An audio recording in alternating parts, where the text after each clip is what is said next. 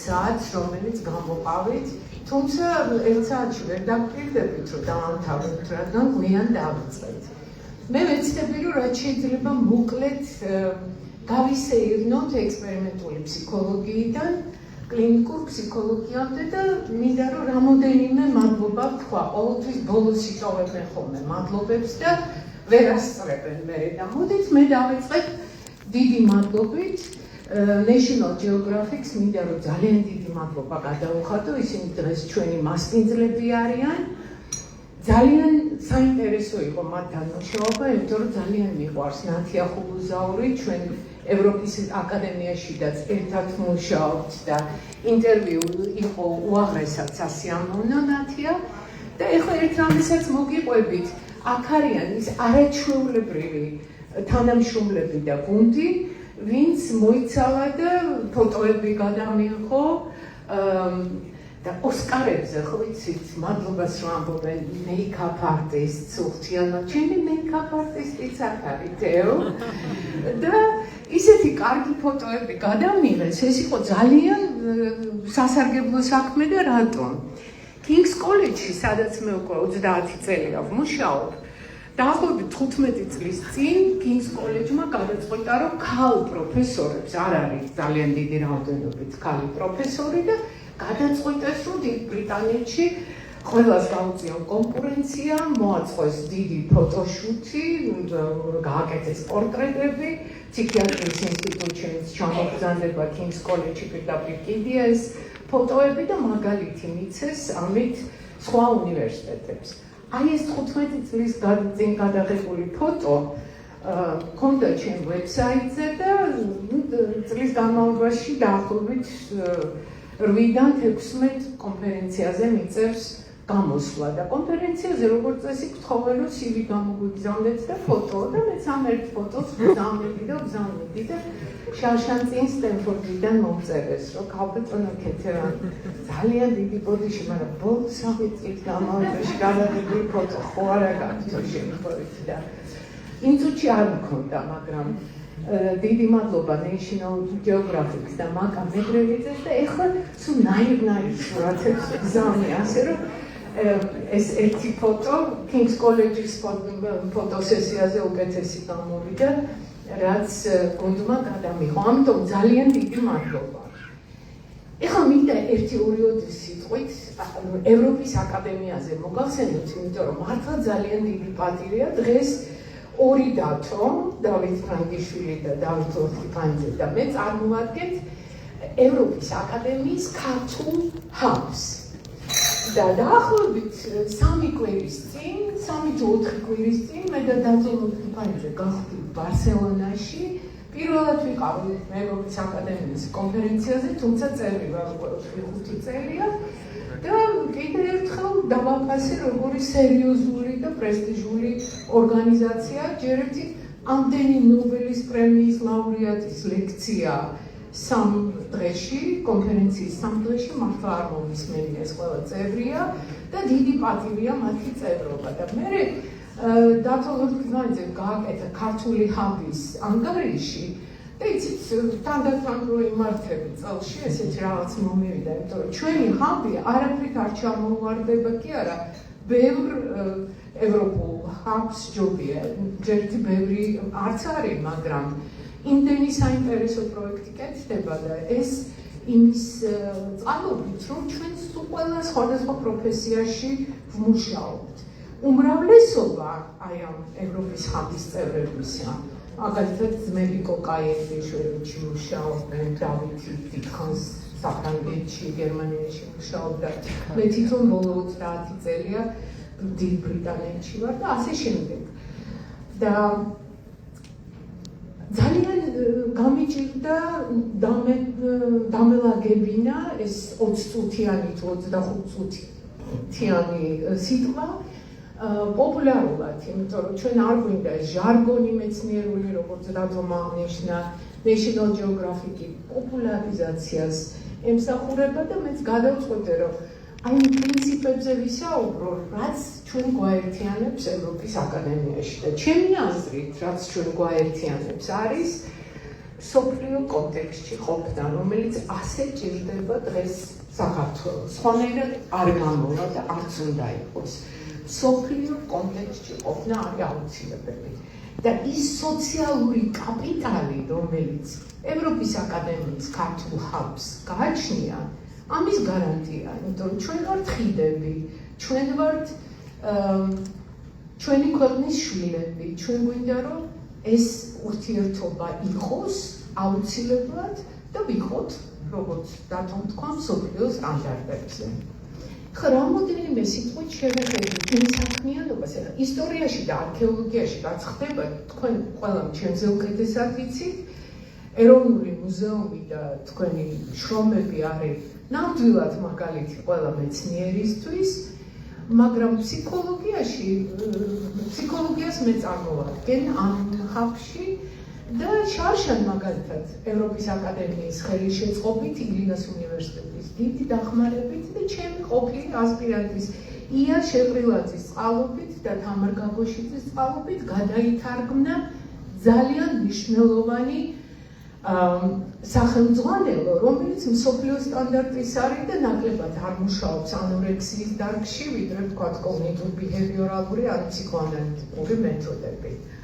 30 წელია მე ყოველ წელს ჩამოვდივარ, ვატარებ ლექციებს, ვარ ილიას უნივერსიტეტის მიწვეული პროფესორი, ვცდილობ ჩამოვიყვანო ექსპერტები, მაგრამ ეს ერთი მხარეა. აუცილებელია რომ იყოს ადვილი წვდომა აი ესეთი სახელმძღვანელოების მისამართით. აი აქ მე მოვათავსე ის ჩემი კოლეგები, ვინც ეს სახელმძღვანელო შექმნა, ახალ ზელანდიაში დამპატიჟეს დაახლოებით 8 წლის წინ მე ჩავატარე ჩემი ვორქშოპები, მაგრამ აი ეს ქალბატონები, ჯინი მაკინტოში და ჯენი ჯორდანი შეიძლება გაგიგიათ კიდეც, იმიტომ რომ მსოფლიო სტანდარტის ფსიქოთერაპევტები არიან, შექმნეს ეს სახელმძღვანელო და მაშინვე დამთავრდნენ თარგმანზე. და მარტო თარგმანზე კი არა, ეს თავისუფლად არის, ყველას მიუწვდება ხელი, ევროპის აკადემიის ვებგვერდიდან შეგიძლიათ გადახვიდეთ აი ამ სახელმძღვანელოზე და ილიას უნივერსიტეტის ვებგვერდზე ხდებს. მე ვფიქრობ, რომ მარტო ეს რომ გაგვეკეთებინა შარშან, ესეც უკვე ძალიან დიდი საქმეა. მეორე რაც ჩვენ გვაერთიანებს ევროპის აკადემიაში არის ტრადიციების პატივისცემა. ამას არქეოლოგია, ისტორია შესანიშნავად აკეთებს, მაგრამ ფსიქოლოგიაში და ჩემ სპეციალობაში ეს ტრადიციების დაფასება და პატივისცემა იმ პროექტში გამოიხატა, რაც ჩვენ ქუთაისში გავაკეთეთ. რამოდენიმე წლის წინ დავით ფრანგიშვილი ხელმძღვანელობდა მაშინ ევროპის ხაბს და დათო სტიფანიძემ დაუპატიჟა ქუთაისში, ვანის მუზეუმში და ჩამოსული ყავდა სტუმრები, ბევრი ვიფიქრეთ და აი გამიჩნდა ეს იდეა, რომ ქუთაისი ისეთი ქალაქია და ჯერთი დიმიტრი უზნაძე იქ დაიბადა, იქ ისწავლა და ძალიან დიდი სურვილი გამიჩნდა, რომ გამოფენა გავეკეთებინა არა თბილისში, არამედ ქუთაისში. გამოფენის მოწყობა ერთია, ოჯახი ძალიან დაგვეხმარა და გამოვფინეთ საინტერესო არტეფაქტები, მაგრამ ამ გამოფენამ საბაბე მისცა ისეთ პროექტს, რომელიც უნიკალურია თავისი მნიშვნელობით. მაგალითად, ოჯახმა გადმომცა 100 წერილი, რომელიც მანამდე არავის არ ჰქონდა ნანახი. ეს წერილები არის მოწერილი გერმანიიდან, რუსეთიდან, კონსტანტინე გამსახურდიას 2 წერილი ამოვაჩინე არქივში. მოკლედ ეს წერილები გავაციფრულეთ და ეხლა საჯარო ბიბლიოთეკაშიც ინახება ეს არქივი და ქუთაისის მუზეუმში გავაკეთეთ უზნაძის არქივი და ნებისმიერი ფსიქოლოგიის ისტორიით დაინტერესებული ადამიანისთვის უნიკალური მასალები გადავეცით. თავის ფსიქოლოგიური ხელსაწყოებით, რასაც უზნაძის დროს ხმარობდნენ და ასე შემდეგ და ასე შემდეგ. და უზნაძე ძალიან სიმბოლურია, იმიტომ რომ მან გერმანიაში დაამთავრა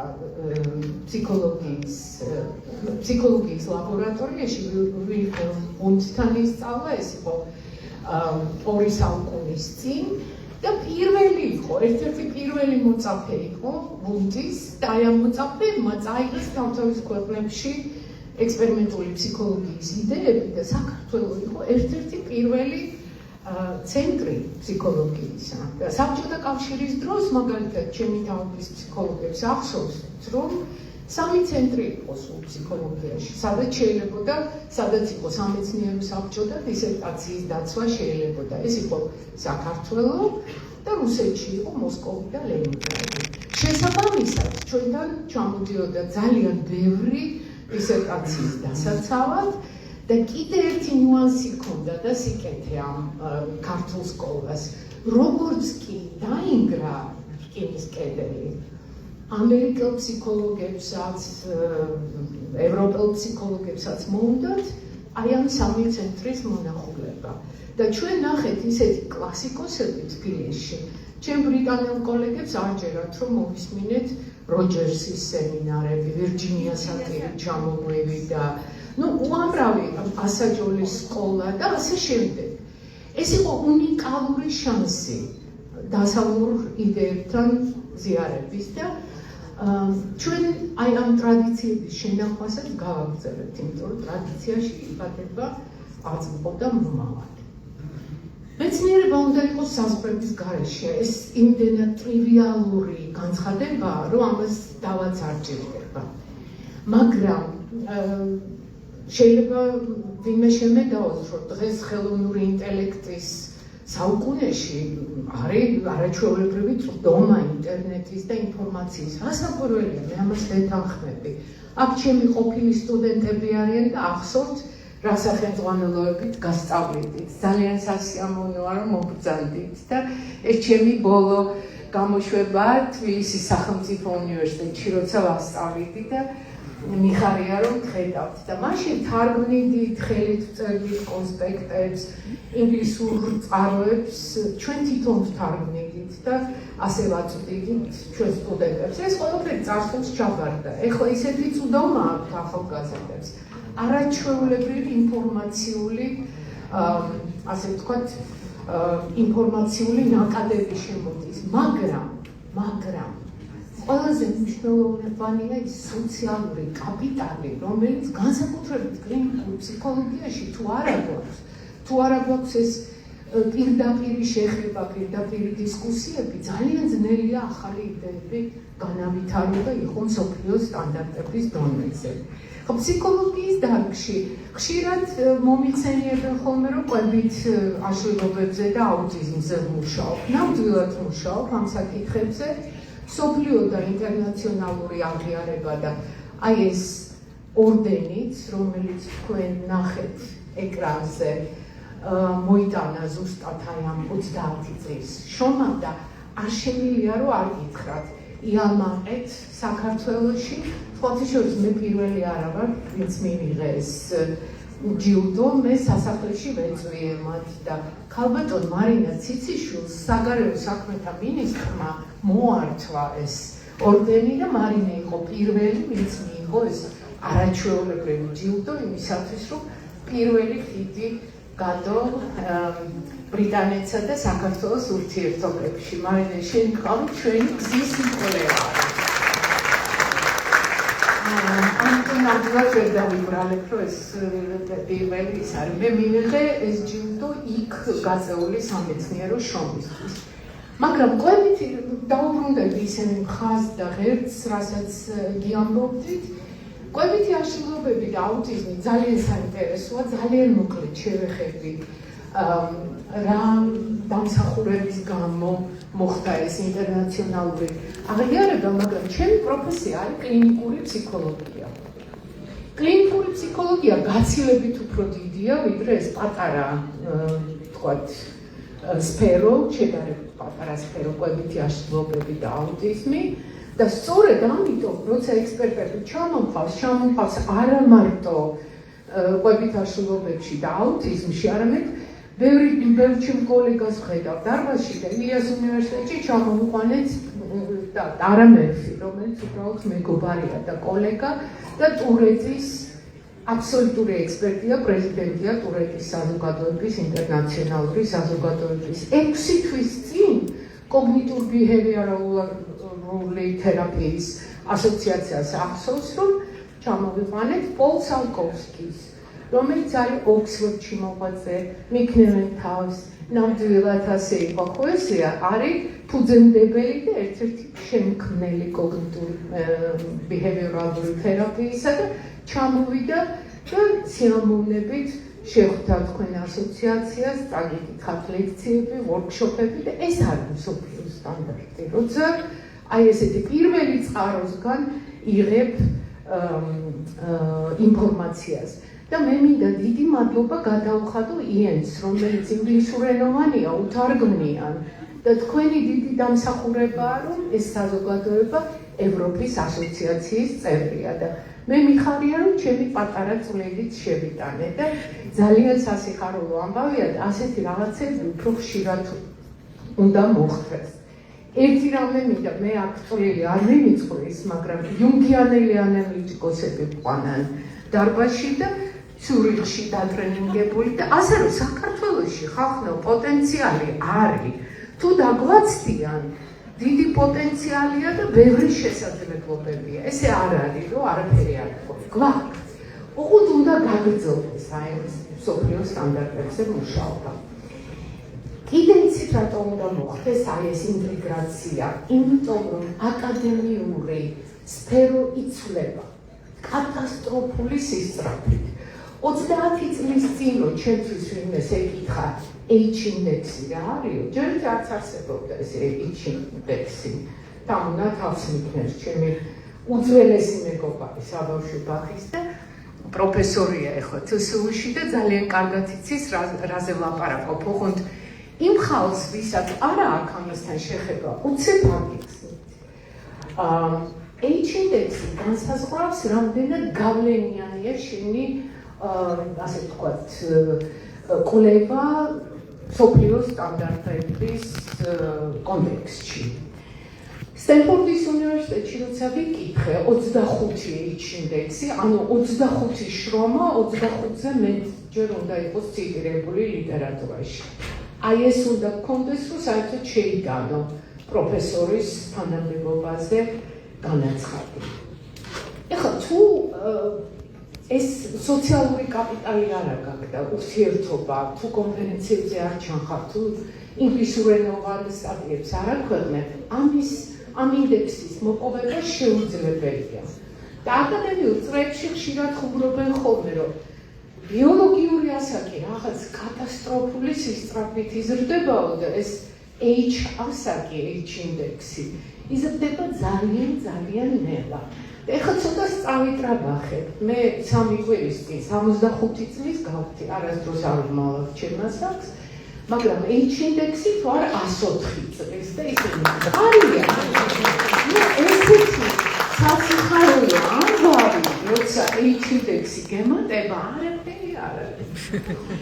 მაგრამ H ინდექსის მიღმა და ამ 300 სტატიის მიღმა არის კიდე აი ეს სოციალური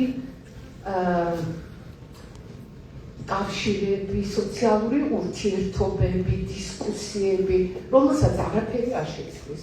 მე პირადად მგონია, რომ COVID-მა მეცნიერება სერიოზულად ჩაახდო. სერიოზულად. იმიტომ რომ არ მქონდა აი ეს დერეფნის საუბრები, გაცვლა-გამოცვლები, რაღაც აი ლანჩის დროს მოსული იდეები. ეს ყველაფერი ამას ვერ შეძლებს ხელოვნური ინტელექტი, ზუსტად იმიტომ, რომ აი ეს სოციალური კონტაქტები არ არსებობს, ხო? ამას ჩვენ ვიღებთ ერთმანეთთან ურთიერთობაში. ეხლა ძალიან მოკლედ მინდა გითხრათ ჩემი პატარა ისტორია და თავგადასავალი. 15 წელი თბილისის სახელმწიფო უნივერსიტეტის დამთავრების მერე ვმუშაობდი და დავიცავი დისერტაცია ფსიქოლოგიის ინსტიტუტში, თუმცა თბილისის სახელმწიფო უნივერსიტეტში გავაკეთე ეს დისერტაცია, მერე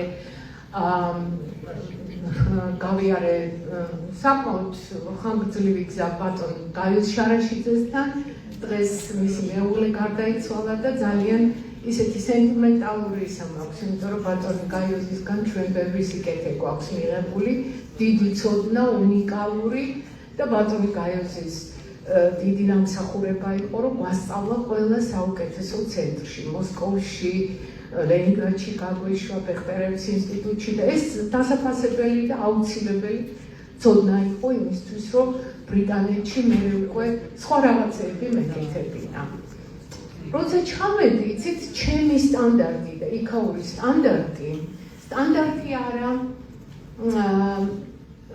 თავისებურებები საუნივერსიტეტო ურთიერთობების, კლინიკური ურთიერთობების იყო სულ სხვა. და ენა, ინგლისური არ ამუშავს რა, კარგად ვიცოდი, მაგრამ კონცეპტის დონეზე რომ გააგებინო რას გულისხმობ, ამას კიდე ადაპტაცია და აი ეს ადამიანური ურთიერთობები ჭირდება და სტრატეგიებზე დაკვირვება. და აი აქ ეს ფოტო ძალიან მეამაყება ეს ფოტო. ეს არის 30 წლის წინ გადაღებული კემბრიჯში და King's College-ში დავიწყე მუშაობა ლონდონში პირველივე დღიდან, როცა მიიღე ეს სტიპენდია, მაგრამ კემბრიჯში რო ჩავედი, აი იქ მივხვდი აი ამ ურთიერთობების მნიშვნელობას, იმიტომ რომ აი ეს არის მწვანე ბაღი, სადაც ტიმ დალგლიშია ერთ მხარეს, ჩემი პირველი კოლაბორატორი, კოგნიტური ფსიქოლოგიის მიმდევრებს ალბათ ძალიან კარგად ეცნობათ ეს სახელი და გვარი და ჯონ ტიზდალი, რომელიც mindfulness ახლა რომ ძალიან მოდაშია, ამ კაცის შემოტანილია დასავლურ აზროვნებაში.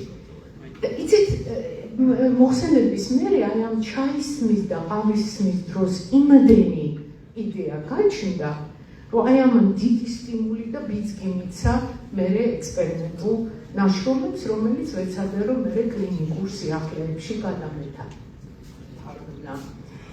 მეცნიერს აუცილებლად სჭირდება ზუსტი ისეთი კარგი გეოგრაფია, ცოტა იღბალი, იმიტომ რომ ყველა ძალიან ბევრს შრომობ, თუ შენ თავს ეძახი კვლევარს და მეცნიერს, ეს ძალიან დიდი შრომაა და ბევრჯერ დაუფასებელი შრომაც.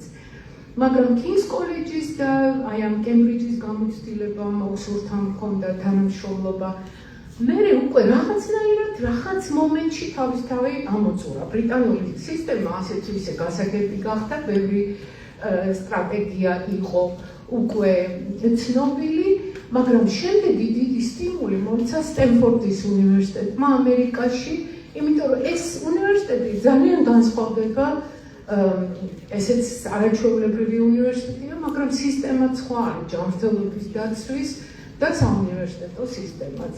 და მე გაგიკვირდებათ და ეს იყო უკვე ავსტრალიაში ჩემი sabbatical, Tracy Wade, არაჩვეულებრივი კოლეგა, რომელმაც დამპატიჟა და scholarship-ი მოვიგეთ, ასე ვთქვათ, გავატარე თვენახევარი და ასეთი პროდუქტიული თვენახევარი მე შემიძლია თამამად ვთქვა, რომ არსად არ მქონია. იმიტომ რომ ეს იყო ჯერ ერთი ძალიან განსხვავებული და ნაკლებად დაძაბული გარემო, ოკეანის პირას, მშვენიერი კოტეჯი, უამრავი დრო რეფლექსიისთვის და საუბრებისთვის და რაღაცებზე ჩაღრმავებისთვის. და ჩემ თავს თვალებს არ ვჯერებდი, 3 დიდი გრანტი მოვიგე, აი ამ თვენახევარი ავსტრალიაში ყოფნის დროს, რაზედაც მუშაობდი, 17 სტატია გამოვიდა და ეს ძალიან მაღალი პროდუქტიულობა მარტო მეცნიერებისთვის.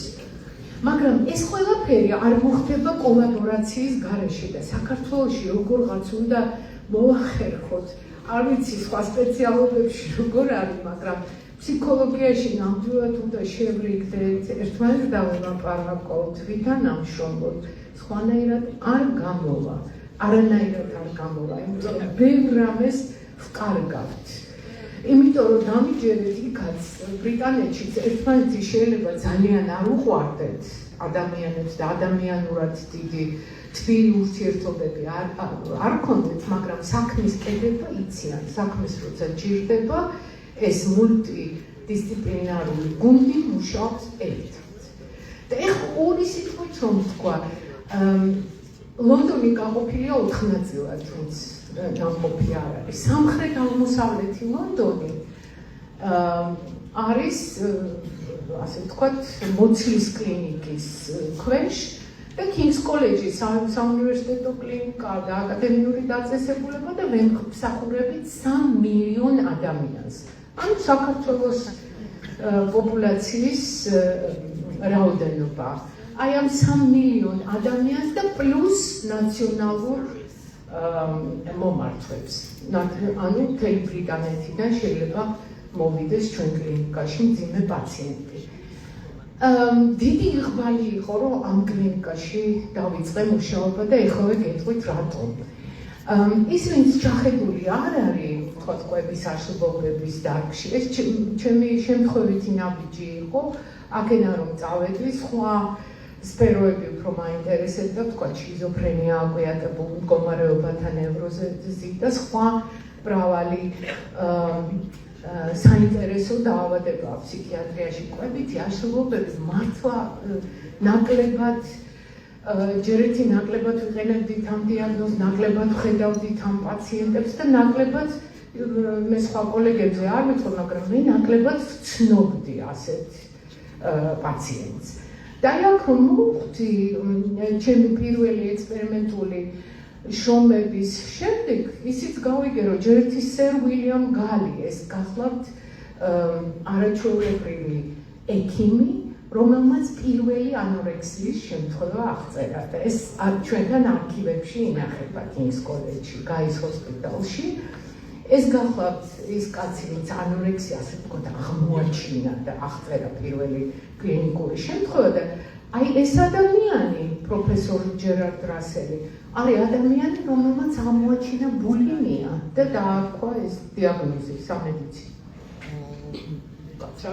სამედიცინო დიაგნოზი. ანუ ორი მნიშვნელოვანი დიაგნოზის შემქმნელი ადამიანი მუშაობდა, მოღვაწეობდა King's College-ში და ცხადია, რომ ეს ცენტრი ითვლება ერთ-ერთ წამყვან ცენტრად ევროპაში. ეს ერთ-ერთი ბოლო ფოტოა პროფესორ ასელისა, მისი ბოლო კონფერენცია იყო, მას ხოვეს, რომ ბოლო 20 წლეული კვებით არსებობაში ფსიქიატრიაში შეეჯამებინა და ძალიან დიდი პატივი იყო, როცა მე მთხოვეს, რომ შემეჯამებინა ფსიქოლოგიაში რა ხდება ამ მიმართულებით. და ის ერთი კვირა ძალიან საინტერესო და სტიმულის მომცემი იყო ჩემთვის, იმიტომ რომ ბევრი ვისაუბრეთ და ძალიან ბევრი საინტერესო იდეა მომაწოდა აი ამ დროს. როგორც მოგახსენეთ, ეს H-ინდექსი ძალიან კარგია, მაგრამ წიგნებს ხალხი აღარ წერს დასავლეთში, იმიტომ რომ არაფერს არ მატებს მეცნიერულ ბიოგრაფიას, სახელმძღვანელოების ან მონოგრაფიების დაბეჭდა. იმიტომ რომ უნივერსიტეტებს ცოტა ისეთი ბიზნეს მოდელები ავიღეთ, რამდენი გრანტი მოგაქვს, რა რაოდენობით ფული შემოგაქვს, რამდენი სტუდენტი გყავს. ანუ ყველაფერი დათვლად ხდება, სტატიაც,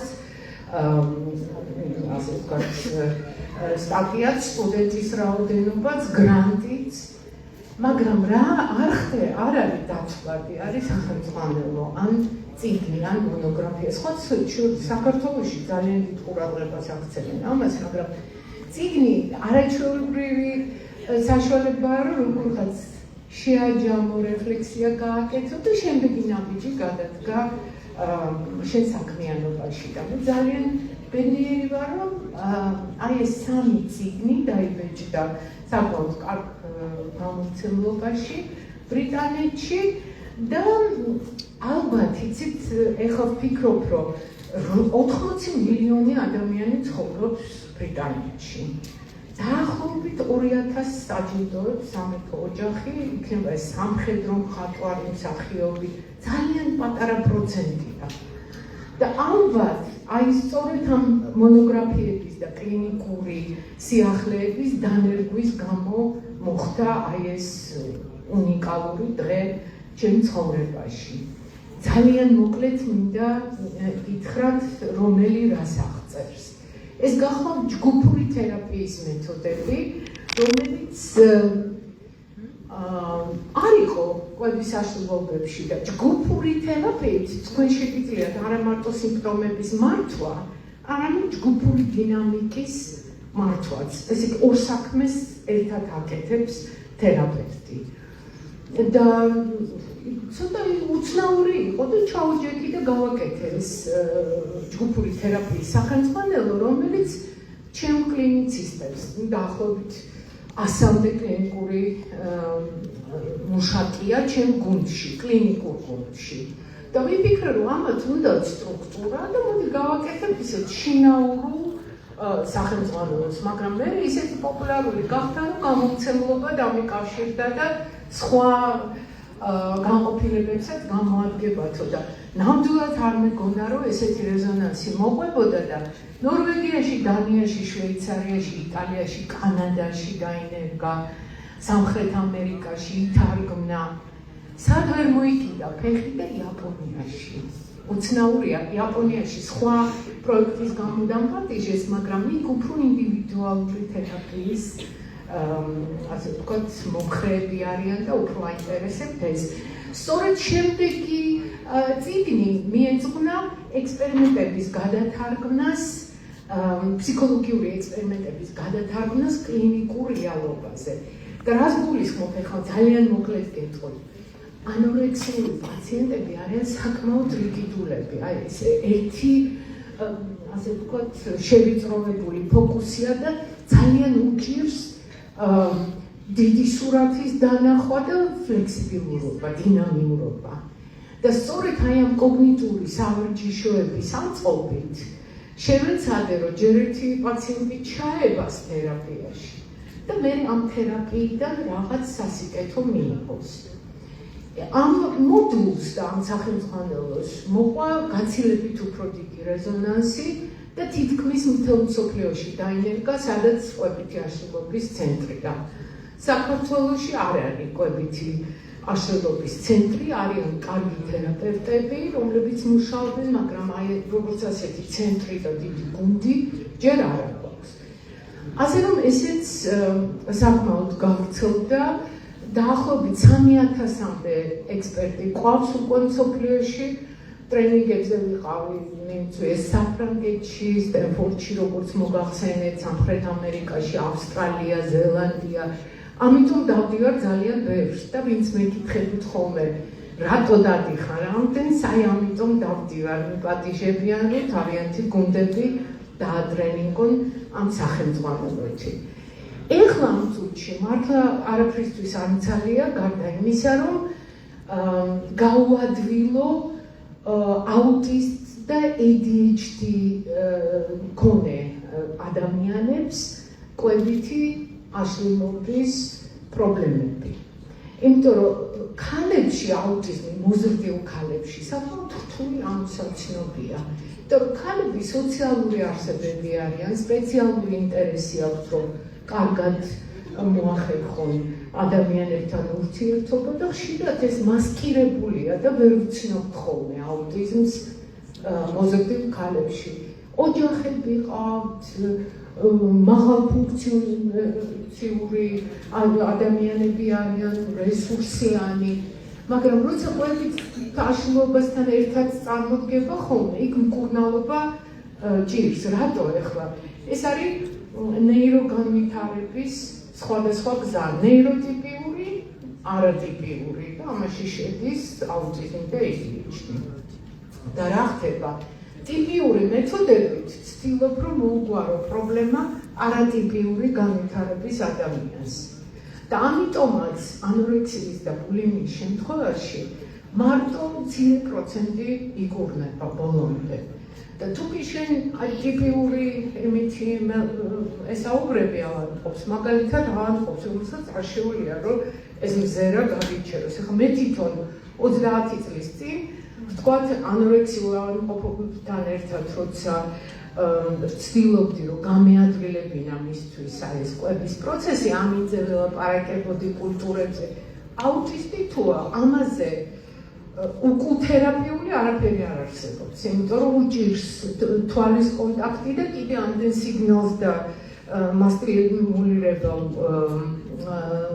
სტიმულაციას რო უკეთებ, ძალიან უჭირს თავისი ლანჩის მირთმევა კი არა, საერთოდ ასე ვთქვათ, შფოთვაში აგდებ. ხო და აი ამ მექანიზმების დალაგებამ, ამ ადეკვატური მეთოდების პოვნა ძალიან დიდი რეზონანსი მოიპოვა მსოფლიო სცენაზე. ეს მული სპეციალურად ჩავდე ასე ვთქვათ საუბარში, იმიტომ რომ ეს თავისუფალია, უამრავი რესურსები ავტვირთებს თავისუფალ ვებსაიტზე, იმიტომ რომ ამას აქვს მნიშვნელობა, ყველაფერი ფასიანია. და ეს ავადმყოფები ისედაც და პაციენტები ისედაც ყველასგან მივიწყებულია და ეხლა კიდე თუ ამაში უზარმაზარ კოლოსალურ თანხებს იხდის, ძალიან უჭირს გამოკეთება და გამოჯანმრთელება. დავიწყეთ აი ამ ვებსაიტის მონიტორინგი, აი ეს მესამე წიგნი სწორედ აი ამ საქმეს ემსახურება აუტიზმის და კვების აშლილობების კვლევას და კლინიკურ სიახლეებს. და როცა დავიწყეთ ეს მონიტორინგი, წარმოიდგინეთ, რომ აი ლონდონის პატარა წერტილში ამ სამხრეთ ლონდონის ერთ კლინიკაში ამუშავდა, მე ორ კლინიკაში, მე სამში, მე შოტლანდიელები დამიკავშირდნენ და ეხლა აი ზუსტად გუშინ ვუყურებდი ერთი წლის განმავლობაში რამდენი დატოვებით ჩამოწვევით თუ აქვს ვებსაიტს და დაახლოებით 30,000-ია მარტო დიდ ბრიტანეთში, 5,000 შტატებში, 3,000 ავსტრალიაში, ჩინეთში, ასე შემდეგ. როგორ გონიათ რამდენმა ნახა ეს ვებსაიტი საქართველოში? არა, აბა გამოიცანეთ. არც ერთმა? არა, არც ერთმა არა, 19 ჩამოწვევით.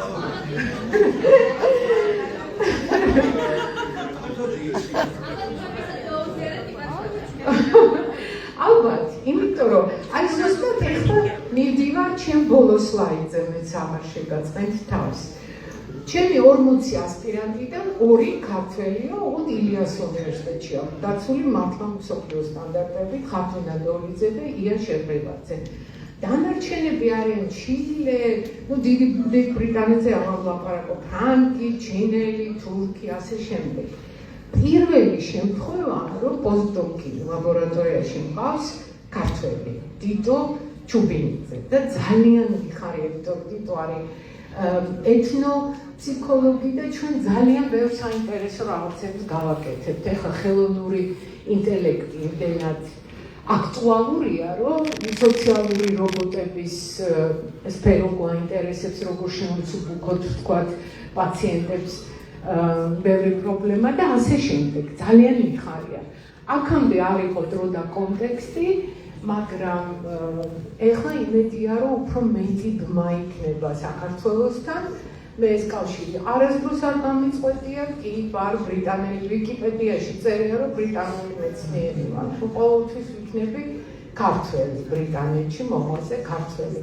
მაგრამ აი ეს მსოფლიო კონტექსტში ყოფნა მარტო ევროპული აკადემიის წევრებზე არ არის დამოკიდებული, ეს არის დამოკიდებული აქაურ мотивაციაზე, აქაურ შესაძლებლობებზე და მე იმედს ვიტოვებ, რომ აი ეს ხიდები კიდევ გაიგმება, ის ხიდები რაც უკვე გავდეთ, გამტკიცდება და ამით შემოვიქარგლები, იმიტომ რომ სიტყვა გამიგრძელდა, უღრმესი მადლობა.